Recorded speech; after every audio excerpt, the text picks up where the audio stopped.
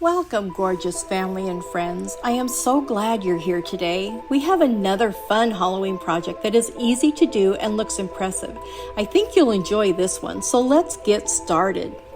I will disclose to you that when I started, I didn't realize that the bird cage was so big you weren't seeing everything I was doing, so I lost the beginning of the video. I had to prop the camera up on 2 reams of paper and a box to get enough height so you could see what I was doing.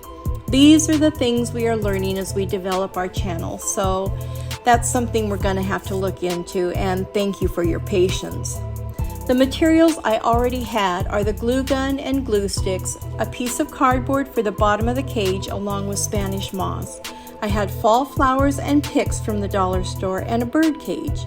I actually bought the bird cage for a wedding but didn't use it, and now I have an opportunity to use it. I just have to cover up the love birds and the hearts with florals. The material I purchased are the mini pumpkins at Walmart for 97 cents and a package of 3 crows from Amazon. I started by placing the piece of cardboard in the bottom of the bird cage, and you can cut it to whatever size of cage that you have. I added Spanish moss on top of the cardboard and didn't need to glue it in place. It just stayed put.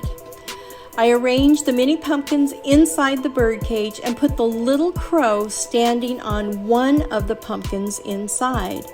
I placed the crow with the outstretched wings on top of the bird cage as if it just landed and was looking at the little one inside.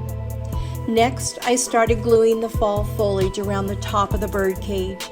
I used foliage from a previous project where I had given a light dusting of black spray paint to tone down the bright oranges.